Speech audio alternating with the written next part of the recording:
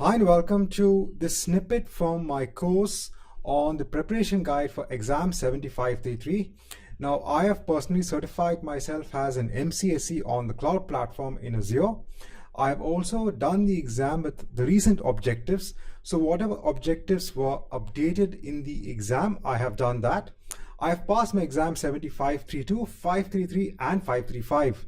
So based on all of my experience, I've actually created a course which is available on the Udemy platform. So this is a small snippet of that course. Now, on that course itself, it's all based upon the new objectives of the exam. You get access to 120 lectures. That's overall of 11.5 hours. And I just keep on adding it to ensure that it's up to date with the exam. You have access to about 68 labs or demos. You get 2 full-length practice tests, so that's 100 questions in total. And these questions are so similar to those that you get on the actual exam. So instead of you paying for training separately, paying for questions separately, I'm giving you everything in one course. And this course is valid for a lifetime access. Updates will be made whenever there are updates to the exam. So this is the link to get the course at a 90% discount. You will not get such a big discount anywhere else on such a comprehensive course on exam 533. So you can either take this link or go to the description. I have the link over there as well. Enroll for the course, and also I will be creating further courses on exam 532 and 535.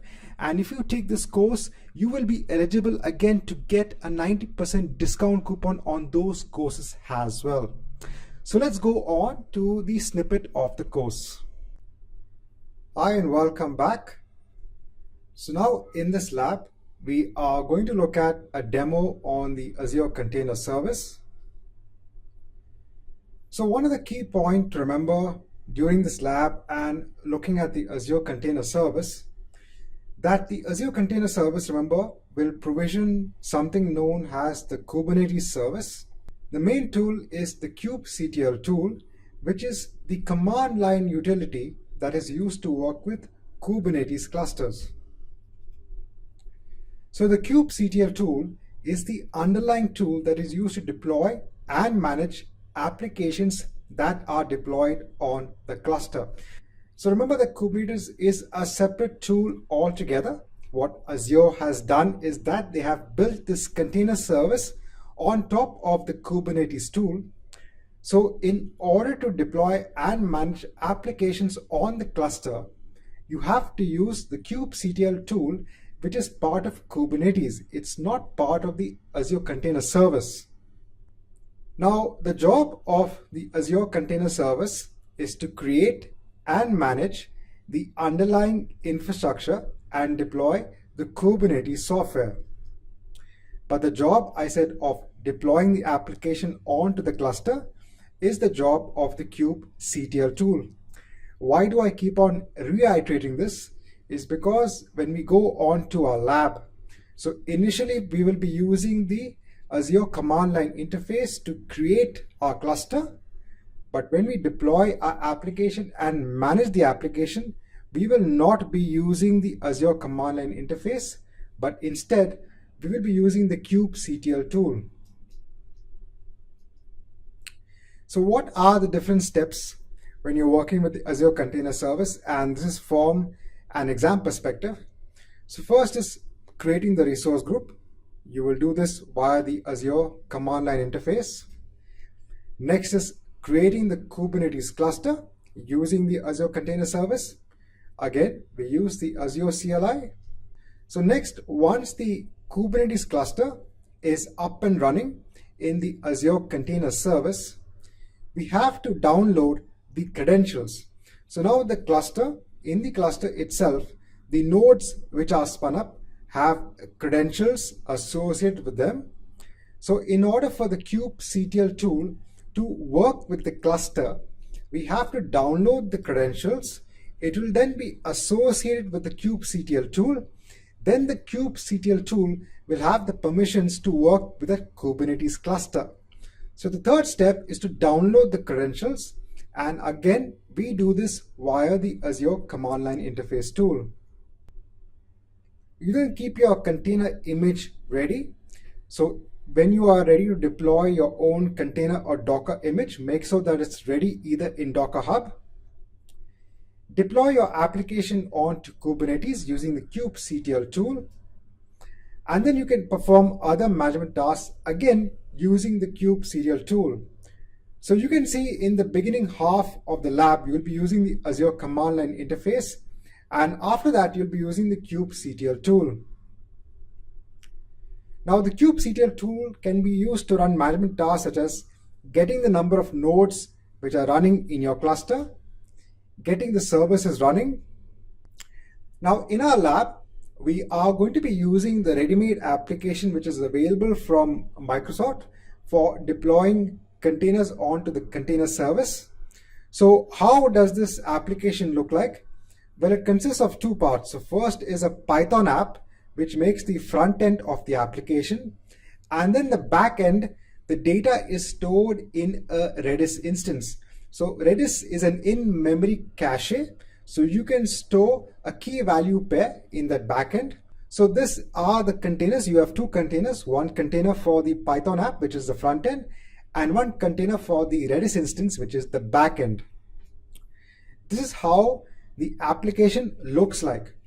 So when you deploy these containers in the Azure Container Service, you will get this interface. So I said this is something I just picked up from the Microsoft documentation. Now the reason I've picked this example up directly from the documentation is because you could be asked questions based on this similar example. So I thought, why not you all get familiar with this example itself. Now just before we actually deep dive into our lab, I just want to again make it more clear as to why we would use the Azure Container Service. Now if you had to deploy an application normally, so let's say you had this prior architecture where you had a Python application as the front end and a Redis instance as the backend. If you were to deploy it normally, what would you have to do? So first you would have to create a virtual machine to host the Python application. Then you probably have to create a managed Redis or a self-hosted instance on another virtual machine, which would host your backend. You then expose the public IP of the virtual machine that hosts the Python application. If you were to deploy this application via Docker images, so the first one was deploying the application normally using virtual machines. Let's say now you wanted to deploy this manually via Docker. What would you have to do? First, you would create a virtual machine. You would deploy the Docker server. So you would install the underlying Docker daemon, as they call it. You then create your application images for Python app and the Redis instance. And then you would create two containers out of these images on the same virtual machine. So the advantage of deploying via Docker containers is, first thing, you don't need to use multiple virtual machines. You can deploy the Docker containers on the same virtual machine. They can coexist and communicate with each other. You then expose the Python container as a service which can be accessed via the public IP of the virtual machine. So this can also be done via Docker commands. Now, if you had to deploy this manually via Kubernetes, and why would you use Kubernetes again? If you only have one application which has two containers, that's fine. But for a large organization, you could be having hundreds of applications. And if these applications all use Docker containers, you would start going into thousands of Docker containers. And trying to manage them manually is a headache. That is why you need to have an orchestration service such as Kubernetes. But if you had to deploy the same architecture via Kubernetes manually, so you would have to deploy the cluster. Two virtual machines has a minimum. One has a controller and the other has a node. You then have to install Docker, Kubernetes on all the virtual machines, and then use the kubectl tool to deploy the Docker images. Now, why have I gone through all these steps? Is firstly, this is just for those people who are not familiar with Docker and Kubernetes. Now it is very difficult to explain the entire way of how Docker and Kubernetes work. You need an entire course for that. But just to give the student an idea of what Docker can do and what Kubernetes can do, I've done my level best to kind of keep it in a simple format for you all to understand before we actually go into the Azure Container Service. And now when we actually go into our lab and we spin up the Azure Container Service, you will see how easy it is. So you don't have to do all of the steps on this particular page. We can just use a few PowerShell commands and get the application running on the Azure Container Service.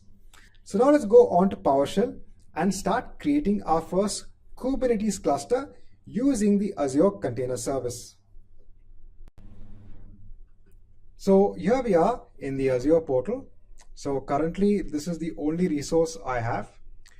When you create your Kubernetes cluster using the Azure Container Service, there will be a lot of resources created. So the general tendency is to first create a separate resource group for your Kubernetes cluster. So let's do that right now. Let's start with our lab. So first let's go ahead and use the AZ group create command to create a new resource group. Please note that I've already done an AZ login to log in to my account. And now we are going to issue the AKS. So this is the Azure Container Service command for Kubernetes. So this will create a cluster called my cluster, which will have one node. The nodes are the actual machines which will run the Docker containers. So for the nodes which will run the Docker containers, we are saying just keep the count as one. So we only want one node to be created as part of this cluster. We then say generate the SSH keys. So remember that one of the steps in our lab will be to download these credentials and pass it to the kubectl tool. This is important. So as part of the parameter of this command, we have to ensure that these SSH keys, which is used to actually log in by the kubectl tool onto the node, is available. So let's go ahead and create the cluster. Now the entire cluster creation could take around 5 to 10 minutes because there is a lot of resources being created. So when we actually are completed with this entire creation process, I'm going to go to the Azure portal and show you all the resources that get created. So now that our deployment of our cluster is complete, so if you now go on to the Azure portal, you can see a lot of resources which have been created. So first is your Kubernetes service. Then you have the virtual machine, which acts as the underlying node for your cluster. Right, so now that the cluster is available, it's now time to deploy an application onto the cluster. So before that, remember that we have to ensure that we download the credentials for our cluster. This will allow the kubectl tool to have the ability to connect to our cluster. Now note that before this, you have to install the kubectl tool. Now in order to install the kubectl tool, let me just remove this command. You have to issue this install CLI command. This will automatically install the kubectl tool for you. So once you are done with this, then you can actually issue the get credentials command to ensure that the credentials are attached to the kubectl tool. So let's do that. Right, so it's done. It's actually merged our configuration in the config file. Now we need to start using the kubectl tool. So the usage of the Azure command line interface at the moment is not required.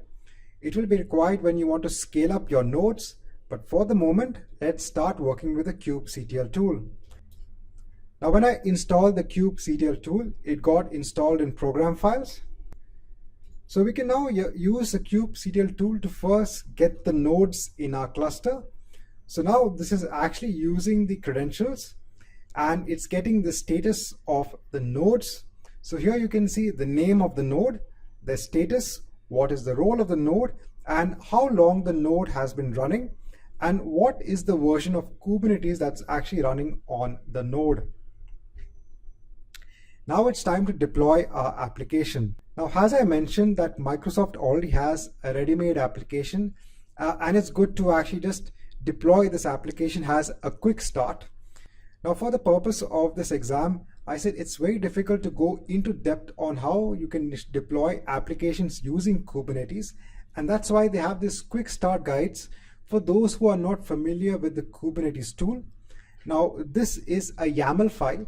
In this YAML file, there is a configuration, and all this configuration does is that, remember, it deploys an architecture where we have a Python front-end application which is already available as an image, and then we have the Redis instance which is again already available as an image.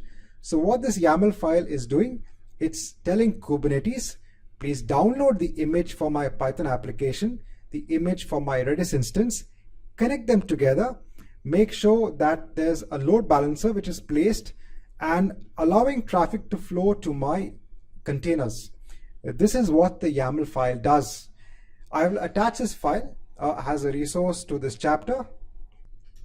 So now I've actually placed that YAML file in my D drive. It's available, as I said, in the Microsoft documentation as well. Again, in order to deploy my application, I have to use the kubectl tool and the apply command. So now it's actually using the YAML file and deploying the application on the Kubernetes cluster. Now we have to issue the get service command. So now what's happening in the background is that the application is being deployed onto our cluster, but at the same time, it's also creating a load balancer and ensuring it's exposed as a service so we can access it via a public IP from the outside world. Now, if you issue this command, the get service command, along with the watch parameter, it will just continuously watch the service until you get an external IP.